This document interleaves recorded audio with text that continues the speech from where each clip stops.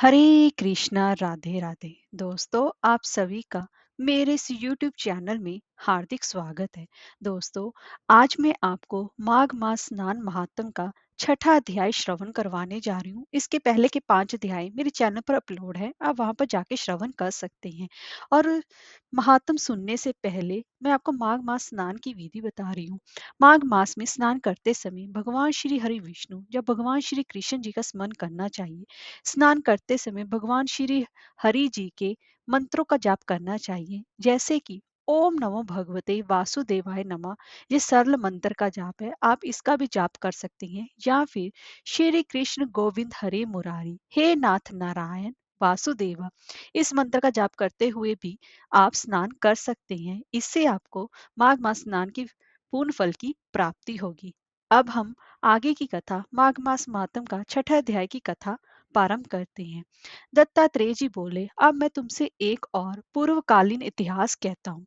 तो हे राजन, पहले सतयुग के उत्तम निषेध नामक नगर में हेमकुंडल नाम वाला कुबेर के सुदेश धनी वैश्य रहता था, जो कि उत्तम कुल में पैदा हुआ, अच्छे काम करने वाला, देवता, अग्नि और ब्राह्मण की पूजा करने वाला, खेती का काम करता था।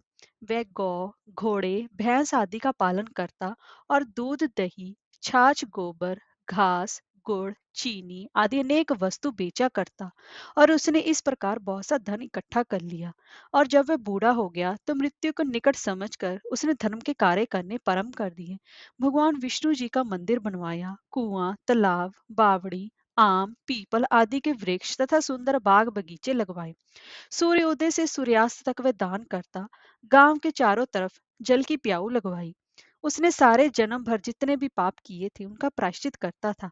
इस प्रकार उसके 2 पुत्र उत्पन्न हुए, जिनका नाम उसने कुंडल और विकुंडल रखा। जब दोनों लड़के युवा व्यवस्था को प्राप्त हुए तो हेमकुंडल वैश्य गृहस्थी का सब कार्य उन्हें सौंप कर भगवान की तपस्या के निमित्त वन में चला गया और वहां विष्णु जी की आराधना में शरीर को सुखाकर अंत में विष्णु लोक को प्राप्त हुआ। उसके दोनों पुत्र लक्ष्मी के मत को प्राप्त होकर बुरे कर्मों में लग गए। वह वैश्यगामी होकर वीणा और बाजे लेकर वैश्याओं के साथ गाते फिरते थे। अच्छे सुंदर वस्त्र पहनकर, सुगंधित तेल आदि लगाकर, भांड और खुशामदियों से घिरे हुए हाथी की सवारी करते थे और सुंदर घरों में रहते थे। इस प्रकार ऊपर बोए बीज के सदृश वह अपने धन को बुरे कामों में नष्ट करते थे। कभी किसी भी सत्पात्र को दान आदि नहीं देते थे, ना ही कभी हवन, देवता या ब्रह्मा जी की सेवा तथा भगवान विष्णु जी का पूजन अर्चन करते थे। इस प्रकार थोड़े ही दिनों में उनका सारा द्रव्य नष्ट हो गया और वे दरिद्रता को प्राप्त होकर अत्यंत ही दुखी हो गए। भाई जन, सेवक, उपजीवी सब इनको छोड़कर चले गए। तब इन्होंने चोरी आदि करना आरंभ कर दिया और राजा के भय से नगर को छोड़कर चोर तथा डाकुओं के साथ वन में रहने लगे और वहां अपने तीक्ष्ण बाणों से वन के पक्षी, हिरन आदि पशु तथा हिंसक जीवों को मारकर खाने लगे। एक समय इनमें से एक पर्वत पर गया, जिसको कि सिंह मारकर खा गया, और दूसरा वन को गया, जो काले सर्प के डसने से मर गया। तब यमराज के दूत उन दोनों को बांधकर यम के पास लाए और कहने लगे कि महाराज, इन दोनों पापियों के लिए क्या आज्ञा है। हरे कृष्णा राधे राधे।